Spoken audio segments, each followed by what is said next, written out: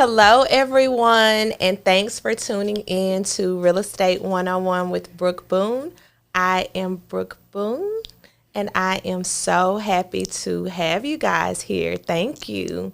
So, today is a special day for me.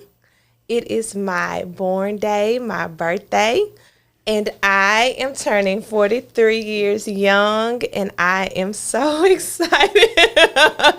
I think I may be a little too excited, but I just have to constantly remind myself that I am so blessed throughout, you know, anything that happens. I am more than blessed, and God loves me so much. And so I am so happy to have you guys here. And I'm also very happy to have a very special guest with me. I think, we go back about 5 years, and it really was an accident as to how we met. And so I'm going to introduce him. We're going to get into it. I skipped some of my intro, but that's okay because I'm really excited. I am Brooke Boone. I am a top-selling real estate agent in Tennessee, Mississippi, and Arkansas. I am curator of Brunch with Brooke. It was a fabulous brunch, and we are working on the next one. And so you guys stay tuned for that. You ladies stay tuned for that, rather. And so I guess I will get into it and introduce Clarence. How you doing, Clarence? Good morning. Good morning. Happy birthday to you, bro. Thank you. Thank you. And happy Father's Day. Thank you. Father's Day was yesterday. I am just so excited for you to be here with me. I'm honored. And like I said, I'll talk a little bit about how we met. It was really by accident because, I want to be politically correct here, but I was purchasing a property. Somebody else thought that they should be purchasing the property. They wanted you to buy it for them. And it was a huge conflict, but some kind of way we just started talking. I think that I was like, I need you to be my mentor. And you was like, I can't mentor you. I don't even know you, lady. And I was like, no, I think you're really smart. I think I need to ask you some questions because, when you brand new, like, there's a few people that are willing to help you, but sometimes you just can't find the help. And so I think the conflict resolution from that property made me feel comfortable, like, reaching out to you, asking you questions, and things like that. So without further ado, Clarence Dickson. Thank you again. I am very honored to be on your show. I feel obliged to be able to offer something, and hopefully to your audience, and whether they're old or new. Okay. So let's get into it. Who are you? And what do you do? Well, I've been a licensed realtor for the last 15 years now. Okay. Custom home builder. Okay. Mentor. Okay. Educator. And I'm a lot of things, to say the least. Like, I can cover many topics. I can be able to handle myself very well. It just depends on what the circumstances are. When you're asking about who I am, the first thing and foremost with real estate is someone of service. Okay. And that is something which led me to get into this business. Like, everyone says you should buy a home, but they really don't give you the education as to why you should buy a home. Okay. And I do feel that when I first bought my house, when I was about 19, I don't believe I got the education behind. Wait a minute. You bought a house at 19? I did. Okay. Well, I mean, that was wonderful. What led you to that? So who inspired you to do that? Like, how did you even do that at 19? It was a goal of mine. Okay. And coming up from a single family home, that was something that we never had of our own. Okay. Like, we rented, lease agreements, and I felt that I can do this. This is something, it's like an achievement, like something you got on your vision board, and it's like, man, you know what? I think I can do this. But 19 is really young, and so you had to be very mature to be able, like you said, just ahead of the game, because a lot of 19-year-olds are definitely not thinking about buying a house. So that's true. That's a big salute to you. I gotta credit my brother-in-law for it, because he kind of put the seed in me as to why I should do it, and as to why I should do real estate. Okay. I didn't necessarily get into real estate until like a few years later. This back in 01, 02. Okay. And he had already saw the vision. But as a homeowner at that time, is the experience that I used when I got into the business to share with other people. Okay. And I am not going to say I didn't necessarily like my experience, but I didn't like how I was positioned far as into succeeding. Okay. So when you a homeowner, that's one thing. But when you're in the business of real estate, that's another thing. And what do I mean by that is, when you're in the business of real estate, you're in the business to make some money. So if I looked at my position, this is during the market crash, the recession, the first recession that we had. I lost like 40% of value into my house. Okay. So at that point in time, I couldn't sell it. Okay. I'm upside down. I'm underwater. So I'm like, okay, how do I position myself to win? So that's when I got into the property management, leasing and renting. I said, if I can accumulate a few of these, then it can work for me. But as I said, as the recession was taking place, it took some time to offset where I was at. Like, I'm operating at a negative expense. So when I think about that, and I think about that time in my life back in 2004, 2005, I'm saying to myself, as I am now as a realtor, which started me into this business, let me share some of these experiences that I had. Like, this is why we're going to buy this house, but this is not going to be the reason this will be your last house. Okay. Because if we make this our last house, then we're operating with a negative mindset. We're not in a position to win. Because if you, typically, African-American people, we're going to finance our home for 30 years. Okay. And if we're financing $85,000, $90,000 at that point in time, over a compounded interest within 30 years' time, you're going to be able to pay about $600,000 for it. Okay. So if we take from 2005 all the way into 2024, the current appreciation value now is only $172,000. Okay. You only got 20 plus years into it, so now you're operating at a negative equitable expense. Okay. You're not really positioned to win. You're saying that if you bought in that time. If you bought in that time, or even at any period and point in time where you being able to buy a home and you don't strike when the iron is hot, you're losing. So let's talk about that, because, currently we're in a different market than when I first got into real estate. And you got into real estate, way before I did. 2010. 2010. Yeah. But I got into real estate 1920. Right. So I've been a realtor for the last almost 5 years. Right. And what I'm noticing now is that, at least for me, and I believe for most agents that I communicate with, that things are going a lot slower. It's a little resistance. There's a lot more resistance. And so let's back up and talk about the crash, because, that's something that we all hear about. Right. And, we, some of us are familiar with it, not as much as maybe active agent that you were back in that time. So I got in after the crash, and prior to me getting in, and I'm exploring this, and people were asking me, why do you want to do real estate now? Nobody's buying houses. And at that period and point in time, I felt like I had something to offer, because a lot of us, especially in our community, is a lot of things that we don't know. So I felt at that time, and just given the experience that I had when I bought my first home, I can be able to share that. So what happened when you bought your first home? I ended up short selling that house. And the funny thing about it is because when I was at negative equity, Okay.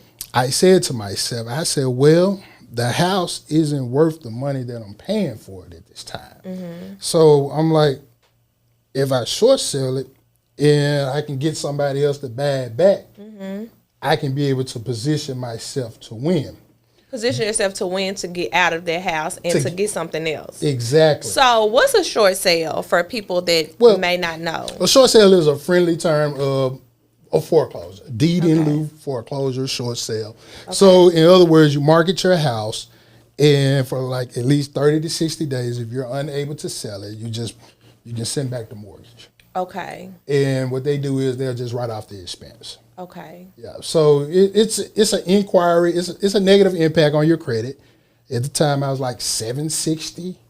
It hit me for like about 45 points. Okay. So you couldn't rebuy until like another 3 years. After the fact. Okay. But I was okay with that because I didn't want to be negative $84,000 in the hole, which brings me into today's market or into 2010.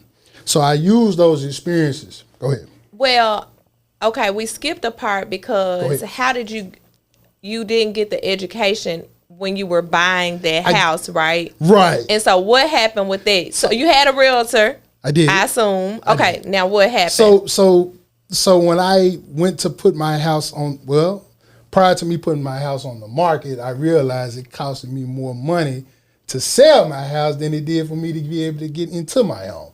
Okay. And I was a little bit like obtuse, blind, or ignorant to the fact of, I'm like, why is it costing me more money to move out than it did to move in? Because you weren't educated on I wasn't educated the hiring process of a real estate agent, the fees that you would have to pay and all of that.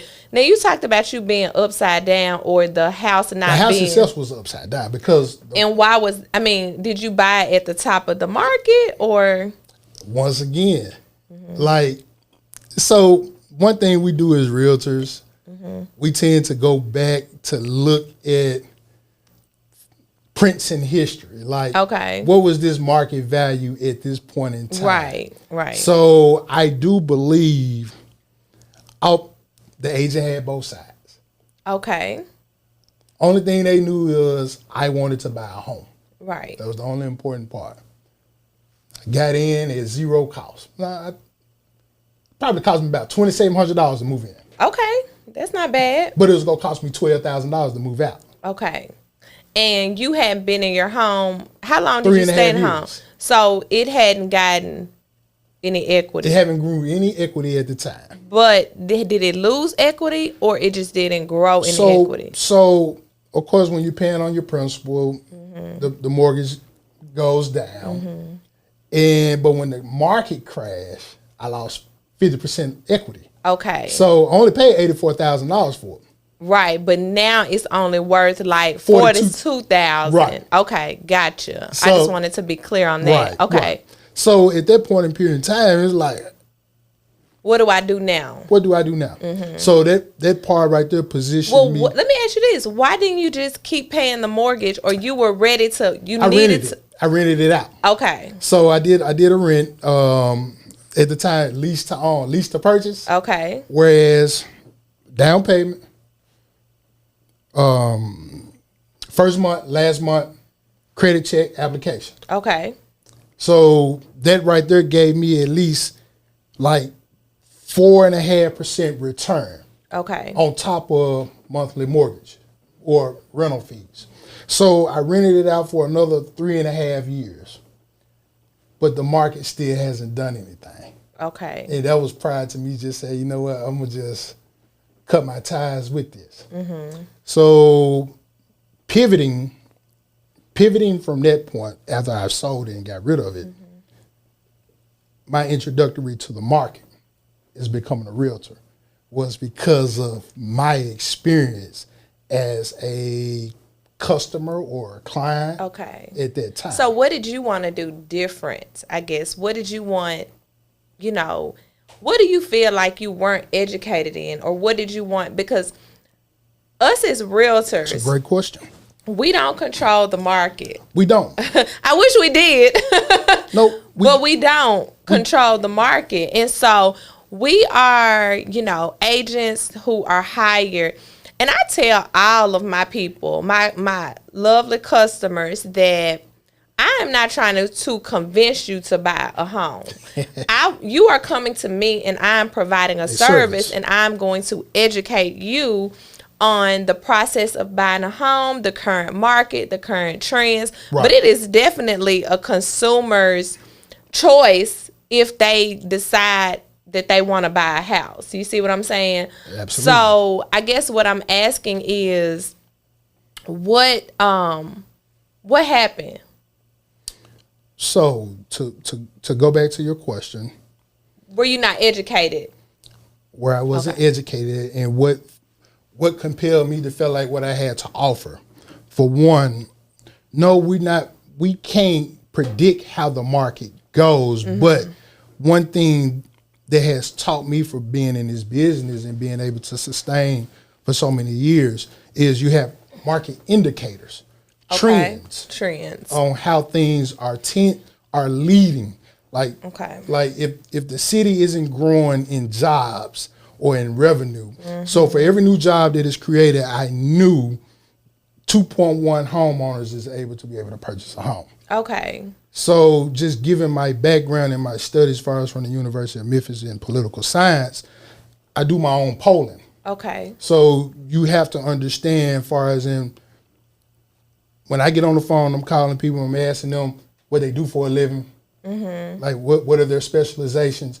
That right there kind of gives me the know as far as in confidence. So whether it's just everyday conversation that you're having with people, whether they're out shopping or they're spending money, you want to know what consumer confidence is ahead. Okay. So the experience that it gave me as far as in being able to offer as far as in service is to let people know, like, hey, this is where we at right now.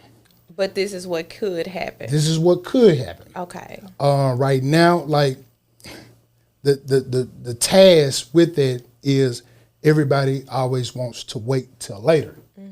But right now, these are the incentives. Right. To be able to propel you. So what I do is I do provide CMAs, or I do my phone calls to let them know where we at. Okay. So let me hit on this point. What's a CMA for people that may not know? A market analysis. Okay. Competitive market analysis. Okay, thank you. So when I actually obtained my license and got into this business, the one thing that I did know as far as in what I can offer, as far as in what I knew about myself, I'm offering myself and my experiences to be able to help you. Right. Make a good decision. Make the best decision for you and your family. Right. Yes. So we are in the bankruptcy capital. It's a fact. They wrote bankruptcy laws after the city of Memphis. Really? Yes. Okay, you're educating me because I didn't know that. So to know that, we have a problem with credit and understanding. And we still have a problem with credit and understanding. Absolutely did. We all get the phone calls. People who have 580 credit scores. I ain't never had a 580 credit score. But as I said, what I can offer and share to you, these are the things that I did that helped me. I'm going to give this to you. And I had probably like 10 people. I'm offering this service. Let me just help you. Right. If this is what you want to do, let me just help you. So it's good to offer a service to people you know who's going to talk. I never did any marketing. I never did any. All of your business has come from referrals. Okay. So and it sounds like you really care about your clients. I do. I do. And you're not a real estate agent that's just wanting to make a sale. So with that being said, go ahead. Because we are in, like I said, a different market. We are in a different market. It is for different agents, things are trending different. Right. There are, we have in this business, in every business, there are your top top producers. Right. And those are the people who are able to find opportunity in any market. But then we have the agents who, are truly good agents, because whether you're a good agent or not is not dependent on necessarily how many sales you make. There are a lot of other factors that go into that. And so just kind of like good things happen to bad people. Right. Or, bad things happen to good people. So I don't want to, I want to be very clear about that, bad things happen to good people. They do. And so I'm not saying, I would never be saying that, because I'm not selling $50 million, I'm not a great agent. That's not facts. That ain't what makes you a great agent. Right, and that's not what makes you a great agent. And so right now, this current market and everything that has been going on with the interest rates, from your professional, ethical opinion, as a seasoned agent, someone that I consider to be very smart, and like I said, it's not based off of, I've never seen your sales. I just know that the information that you have always provided me has been tremendously helpful.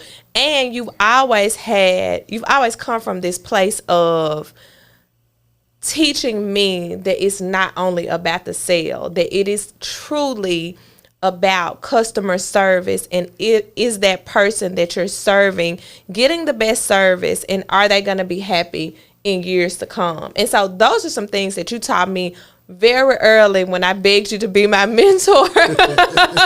And so with all of that being said, what do you feel about the current trends? Do you think, hold on, this the magic, this like the magic question, okay? Do you think that it is a good time to buy right now? All right. So I always have to tell a story before I give a direct answer. Okay. So you asked me about market indicators, and we can't necessarily predict the market. Mm-hmm. And politics really do play a part into our business. Mm-hmm. No matter what side that you stand on, what you stand on is your business, but it plays a part into our day-to-day lives and our business. Mm-hmm. So when I get asked a question, and I have been asked questions before, so if I think this individual get elected, what do I think it would do for our market? Okay. My immediate response was, our market is going to do extremely well. And this is pre-elections. Mm-hmm. I said, I think it's going to do very well, and I think we're going to have an influx of new agents. Okay. So what happened? That happened. Okay. So, that wasn't you talking about 20, baby, 20, yes. 21, 22. Yes. That's what you're talking about. Even before then. Okay. So, well, I wasn't in, but right before then. So right before you got in, I was asked about that, and I said the market is going to do extremely well, and realtors are going to do extremely well. Okay. So I'm going to touch on that, but I'm for the move. So the new election comes. Okay, I'm with you. And I'm asked that question. Okay. And I said, I hope everyone's store is well, because it's not going to be as it currently was. You said this when? I said this. I always give my indicators before the election happens. Okay. Is confidence, is what you call it, good faith in consumer confidence. Okay. You want to have indications of what you think the spirit of the economy is. Mm-hmm. And I always tend to do this. So you asked me the question about this market. Mm-hmm. I had already adjusted myself to prepare that you're going to take a hit. Okay. So I adjusted my business at a negative 36% from annual gross income, because I knew that the spirit was going to change. And smart. With that change, okay, rates went from 2.5%, 3% to 5% to 7%. Mm-hmm. So, and that's where we are now. We're at, I think it may be higher. It's still at 7. It's still at 7, give or take the individual's credit. Right. So every year, I learned this when I first got in. Every year around spring, there's always an adjustment. There's always a new rule. It's always something, whereas it gives pushback for those who are trying to accomplish their goals, resistance. So it goes back to, you say, why do good things always happen to bad people? I seen it. Or bad things happen to good people. Right, or right. I mean, bad things happen to good people. And yes, not even that, because that's not the point. It's just that in this episode, I think is going to be helpful for agents too, because I have talked to so many agents.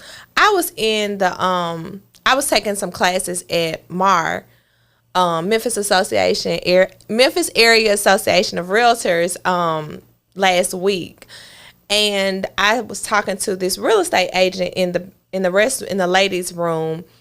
And we just sparked up a conversation, and she was saying how she had been in real estate for 29 years. Right. And last year she didn't make the multi-million-dollar club. Right. But last year was actually my best year. Right. Like it was my best year ever. Some of that was because I built up my referral network. Right. But I was still rocking and rolling. It's good service you've been providing. Thank you, C. But also, last year for some agents was their toughest year. Right. And so I just want to encourage the agents to keep going. The lady, the agent in the restroom, she said she had been an agent for 29 years. And she was like, when you love something, you just keep going. She said the trends have literally been, up and down, up and down. But she said, keep going if you love it.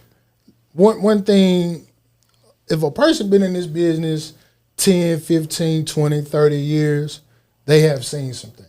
Mm-hmm. And the thing that you should take from that is they're still in this business. Mm-hmm.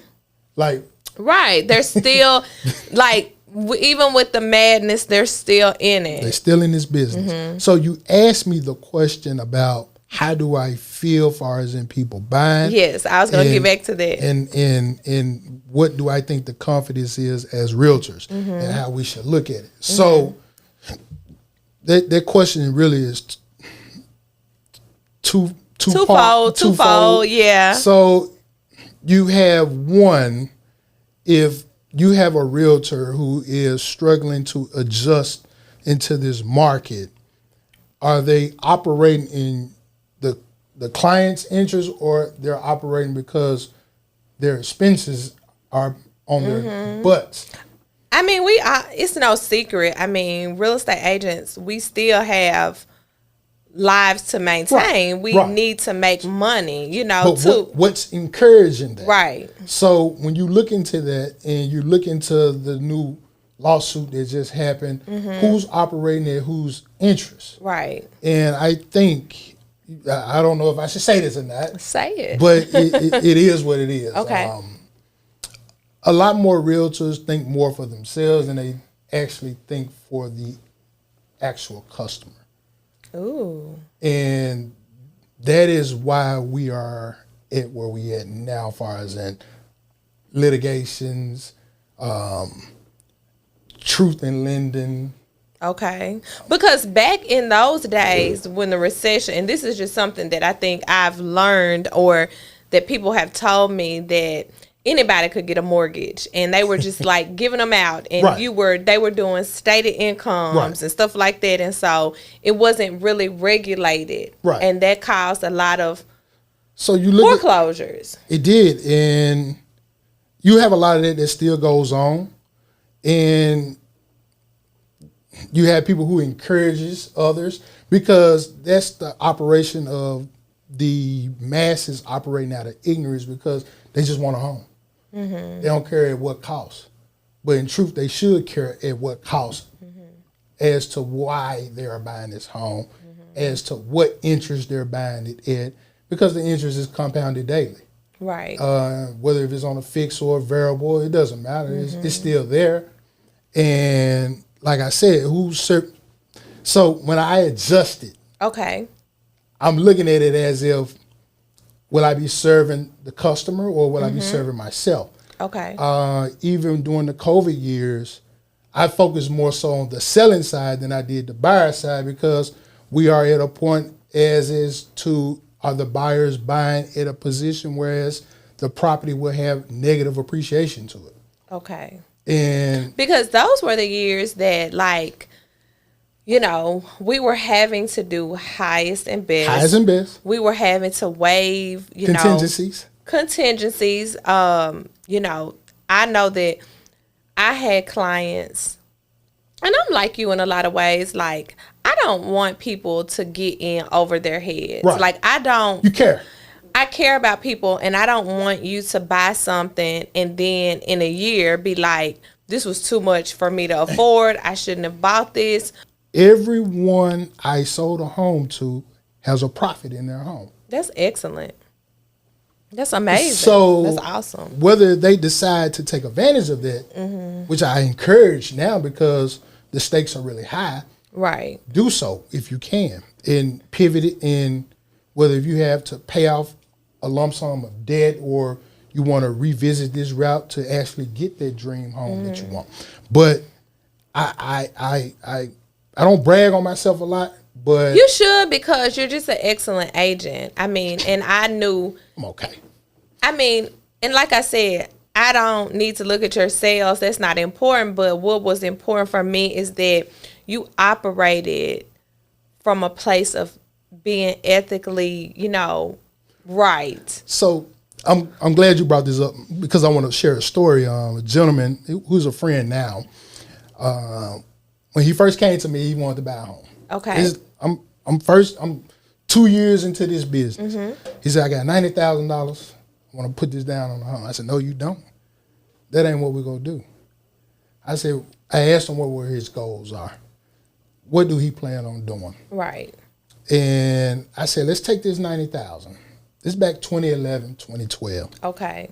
Let's go buy some properties. Okay. And that's when the market was getting a little better. Right. It was starting to get it was leveling out. Okay. So with that $90,000, I was able to give him 6 houses. Oh, wow. See. He generated an income of $45,000 a year off them houses. Wow. Those same houses as in today, collectively, worth over $750,000. Okay. So this is me giving the opportunity from a complete stranger who was referred to me, but I positioned. Because you could have just been like, okay, let me make this quick commission off this property for that he gonna live in and go on about my business, make my commission, and you could get your $90,000 and holler at you. No, but the education part about it is that's not wise to do. Right. Because anything can happen. Right. So on top of the income, putting that much money into one thing, leaving yourself liquid poor. Right. Yeah. Right. So we got his 6 houses. He was able to buy his own house. Okay. And he's continuing to work. He's living off that income. Stacking money. And that right there led to more business, not only from him, but from referrals. And he enjoyed how I positioned him. Right. And I know. And I'm sure he's happy. We're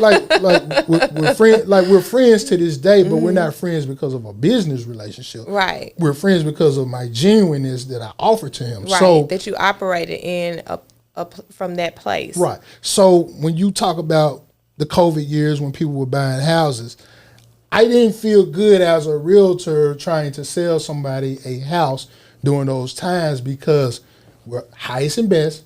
Whoever presents the highest offer and the best offer, inspections being waived.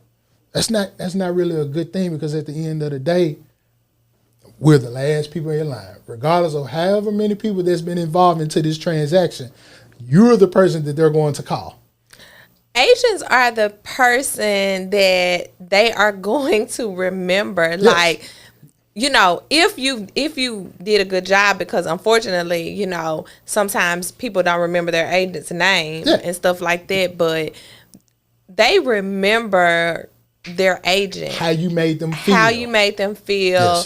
Yes. What you taught them. Now, I'm not saying that you can please everybody. No, because sometimes we both know you can do your best and a person can still not be satisfied. Let me share this with you. Okay, go. In Cordova, I sold a house. They got the house for around like $197. It was like 4,000 square foot. Okay. 197, 4,000 square feet. Woo. County only taxes. Oh, so wow. So market evaluation now is like 400, 500,000. Right. So as I don't send out emails because I think the attention span of people they're not really reading emails. Oh yeah, like those market emails that come out. No, I get on the phone and I call. Okay. Hey, this is what your house is doing. This is how well it's performing. Mm-hmm. Not saying that you have to sell, but I just wanted to give you an update. Right. I get cussed out for that. Why? Because in their eyes, I was looking to get another sale.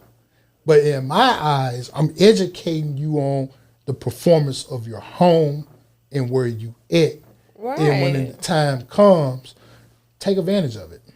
So I can say I had only one residual blowback from that. Okay. From just offering too much of my advice, too much advice, you know, unwanted. I mean, I'm a licensed mental health therapist. And, you know, when people ask me what I do and I talk about real estate, I often, you know, also remind people that, you know, when you're working in real estate or any field, you're working with the general population. Yes. All of the percentages of mental health literally roll over into all services. Yes. So we are working with 1% of people who may be diagnosed with this. So we're working with 1% of people who may be diagnosed. So you are going to get that one client that they just not going to like you. Everything you do is going to be wrong. No, we are really working with the general public. Yes. And all I can do with every single client that, you know, comes to me is do my best, educate them, be ethical, be helpful, but unfortunately, you just can't please everybody. So that's why I kind of pivoted in 2020, 2021, 2022, allowed me to pivot into custom home building. Okay. I'm glad you brought that up. So let's talk about that. I know that you are a builder now, and so let's get into it. Well, it offers the opportunity to actually offer something that is far more unique than what is currently being presented. I now kind of like really dislike hearing the word custom because now you're seeing people post houses and they say custom. Or and they don't look custom. It's not custom. It's not custom. They look custom. like, you know, custom, not custom. Yeah, I try not to speak on it because I just feel like it ain't my place, but I really have a disdain for the word custom being used and is not appropriated correctly. And I feel like now, so this is one of the things that I don't feel like you do enough of. What do you think I'm gonna say? Is market because you have a great product. Your product is amazing, and I don't think you've been marketing that enough. So, have you ever seen the Starbucks commercial? Absolutely not. What do they rely on? I don't know, but they're addictive. People talk about Starbucks. Word of mouth. They're just out. Yeah. Right. So I'm not saying I'm Starbucks in my brand and what I do, but I always looked at their models and I always felt like if I do the work and I do it, it's gonna travel. It's going to travel regardless. The thing, how I feel about marketing and branding is if I'm pushing myself onto you, then I'm trying to sell you something. I don't want to sell you anything. I want to invite you into what I have to offer you. I like that. I like that a lot. Okay. So that's that philosophy. Yes, I know I can rebrand and really just showcase what I can do. Now, here's the thing about being here. When you got something and you got to run with it. The moment you start, you got to put it out there. You got to run because everybody else is on your back, coattails, and they're going to run with it too. Right. So it's it's not that I'm hiding my gifts.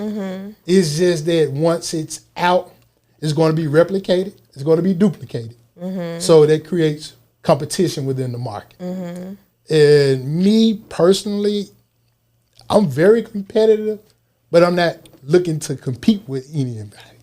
Well, I just think that what I've seen of your building, you've shared some, photographs with me. I think you take great attention to detail. Which is important. You use high quality Yes. products, and you are present.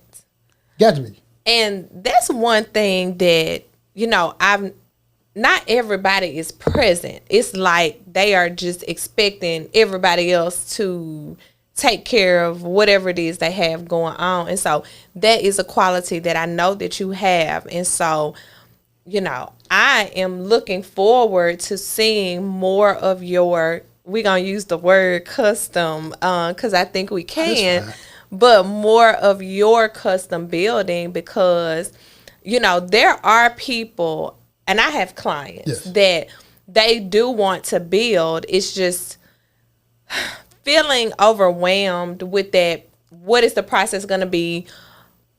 How long is it going to take? Right. Can I trust this builder? Because a lot of people all that plays a role. Have been, bamboozled by fake builders and stuff like that. So I don't know, So that trust part, and I kind of lean on my reputation as far as with the public. Everybody don't know me. So, but I don't know everybody. Everybody doesn't know me, but I lean on who I am because you already know people are going to do their Googles. Right. They're going to do their research to make certain that I remain upstanding within the community. And what kind of led me into this is because, once again, we're looking at service. So if I'm looking at the market and I'm looking at the competitors as far as builders, they're not really offering anything. So if you're spending $2,800, $3,200 a month for 2,400 square feet, let me give you 4,000 square feet. So it could be worth your while. Okay. So when you come home, you feel like you have a custom built home. One thing you don't want to be, or you don't want to be this person as to, I'm paying this kind of money and I'm not really enjoying what I have. And my logic behind that is before I offer someone else's product, let me offer an alternative. Not only because you get to uniquely design it. Well, I already have the plan laid out. Right. But you get to add your finishes into it. You have input and say, you want bamboo floor, engineered floor, like how do you want How do you want your lighting to be, your finishes, all of those things, because sometimes, we're with our clients and they are buying new construction or, every once in a while, we do run into clients that people that they got some money to spend and they're looking to spend it. And I ain't gonna say every once in a while, a lot of the while, but they're looking for quality. They're looking for something. They're looking for a home, somewhere that they really want to live in. So let me bring you back again. I tell you, I always got to tell a story. Okay. So this brings me back to as to why I got into this business. Okay. So if I'm looking at houses on the market and I am selling a customer a house and is at the top end, they have no wiggle room 3 to 5 years from now to sell for it to even be profitable for them. But if I can put them into one of my houses that I have, or we uniquely design it, and I offer a little bit more, then they'll have instant equity. Yes. Bam! They'll have instant equity. So if you are able to custom build, there is a great possibility that you, once you get finished and you wrap it up and you close and you going into it with equity. Your final loan, you're going into it with equity. So let's talk about what they need to do, I guess, to get that process started with you and your team. So first thing first is we do a consultation. Okay. And I immerse myself into what are your likes and your dislikes. Have you ever owned a home before? Okay. What did your previous home look like? What do you want your new home to look like? This is how we move forward with this plan. Okay. So like now, it is really a fun thing because I think I'm older now, so now I understand the concepts of one level. Okay. If I can give you 4,000 square feet on one level that is with 14-foot ceilings, a prep kitchen, a main kitchen, 2 islands, huge master closet, office space. Luxury Just, primary you're not bathroom. spending $1 million. Luxury primary bathroom. Yes. Because that is what the ladies want. The ladies want a luxury soaking tub. Not, and I'm not talking about a 6, I'm talking about a 10-foot Yes. soaking tub. Right. Yes. So you have to know your audience that you're looking for. Like I said, I'm not for everybody. Like when I come up with my plans, I already have a market in mind and who I am looking for. Okay. So there is a demand for that. And it's a great opportunity to really immerse yourself into something that you can actually say, this is my baby. I got my thumbprint on it. I've been in it since the beginning to the end. Versus someone building you something. These are your selections. Right. That's it. Right. You don't have any say so. You don't have any say so. Right. The one thing you want when you're spending $600,000, $700,000, $800,000 is you want to have some say. Like you ain't got to spend $1 million to have $1 million home. All right. Now y'all heard it. He said you don't have to spend $1 million to have $1 million home. No, you don't. Okay. So how can the people get in touch with you? Well, for one, I can leave my digital card, my phone number. Okay, give it. My give phone it to number is them. 901-643-9729. Email address is ccdicksn@gmail.com. Okay, because that's important. You know, people are always calling. Yes. About, and sometimes, you know, an existing home is the best option for the person because they are needing to move in a time period that they need to move in. How long does it take from start to finish? So I'm glad you brought up existing home. Okay. Because usually with my past clients, after I have already positioned them, Okay. like I said earlier, they are operating in equity. Okay. They use that to be able to, whether they're buying their lot or if I have to buy the lot for them, to be able to help smooth out this process. Okay. I only ask for 10 months. That's on the worst case. But really for every 1,000 square feet, it takes me roughly about 30 days. Some things that are out of my control, which is my cabinets and the windows. Okay. I use Pella windows, top of the line. And Okay. my cabinetries, they're made out there in Brownsville, Tennessee. Okay. And and they're brought on site. So usually it depends on where they're at. It may take me about 20 weeks to get both of them in so they can be installed. But I asked for 10 months, but usually it'll probably take me about 7.5 months. Okay. Okay. Yeah. I asked for 10 because is there certain things that I can't That control. you don't have control Right, over. right. Okay. This is such good information. You know, we've talked about the current market. And let's talk about that a little bit more before we close out, because the question that everybody wants to know, you know, I get this from my people. Okay. And I want to, because for me, I love people. It's not only about making a sale, because I do this because I enjoy it, because I have a previous career that at any moment I'm in high demand. So I don't have to do real estate. Right. I love real estate, and that's why I do it. And I love working with people.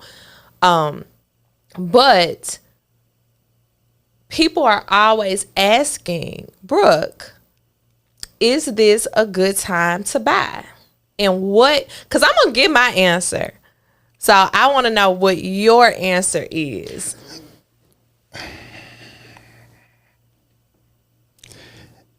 It all depends on the person's position. Mm-hmm. I will say for new buyers that there is a new challenge ahead for them. Okay. On top of the number of challenges that they have to already look into, whether it be their credit or work employment gaps or just saving. Because when the interest rates were really low, what was happening is rents, buying a mortgage was so much cheaper, inexpensive than paying rent. Right. I mean, you could look at the numbers. I would have my clients to tell me, okay, my rent is $1,300 or $1,500, but my mortgage is only gonna be $1,200. Right. And so that was working out. Right. But with the interest rates being higher, that's not necessarily the case. And I'm a straight shooter. Like, I'm not going to be deceiving to anybody. Right. I'm going to be honest. So now, in my opinion, is a fabulous time to buy if you are ready to buy. If you are ready to buy. And what I mean by ready is that you have whatever you were doing in 2021, you weren't ready to buy. So you weren't ready for a 3.5 interest rate. Right. But now you have your finances in order. You have your credit in order. You have made the decision that you want to be a homeowner. Right. And so it is a great opportunity for a person like that to buy a home because they are ready to buy. What they say is date the rate, marry the house. Absolutely. Because you can come back and refinance it when the market adjusts. When it adjusts. Yeah. Now, the thing about 2021, COVID. It's an illusion. We had never experienced a COVID in my lifetime. And like I said, today's my birthday. I'm 43. I'm blessed and not stressed. And so we had never experienced that before. And so we may never experience 2.25 again. We may not. We might, but we cannot go with the illusion that, oh, let me wait 8 years to see if we're going to get 2.25 and I'm not going to buy a house. I mean, that would be like saying I'm not going to fulfill a dream if this doesn't happen. I mean, that's a deferred excuse that people create for themselves. Yeah, because I was talking to my dad about when they bought their house. I forgot what the rate was, but he was like 16%. He was like it was high. Like we had a $60,000 house with a abnormous interest rate, and we were able to pay it because we budgeted for our mortgage. Right. If you want to be a homeowner, home ownership has pros and cons. Stability. I'm not going to tell you that if something breaks in your house, you don't have to fix it. That's why agents need to have buyer consultations like I do, and I'm sure you do, with your clients to educate them on not only the home buying process, but these are the things that can happen 24 hours after you purchase this home because it's yours. Yes. You own it. But there are great accomplishments that would come with owning a home. I agree. So, I just wanted to throw that out there because that's important. It is absolutely a fabulous time to buy if you're ready to buy. An even greater time to sell. And it's a greater time to sell if you're looking to do something different. If you're looking to do something different. There should never be fear. Fear is what motivates people. But one fear that shouldn't be is the fear to operate on what your purpose and your goals are. Absolutely. You shouldn't have the fear that, oh, I shouldn't buy this house because this rate is high. Well, what are you going to do? Because the rents are going to stay on par with the mortgages. And if you're going to continue to pay rent, you might well get a mortgage pay towards a principal or something, whereas you can leverage that down the road if you so choose. And I am definitely a believer. I'm a believer in God, but I am a believer that there's always gonna be like ups and downs, and you have to personally strategize. You do. For your ups and your downs, because if you bought your house at the right time, you still got equity in your house right now. And you can decide to pull some money out, put some money, pay that off, pull some more money back out. You can decide to sell. The funny thing is about this is the education that we do offer. This is a service business, and I would like to say that we want to see people win. Absolutely. They can't see what we know, and they can't see what we see, but they should know that their interest is at hand when it comes to winning. Especially if you're working with an excellent real estate professional. Absolutely. Like you, Clarence. Okay. And like myself, Brooke.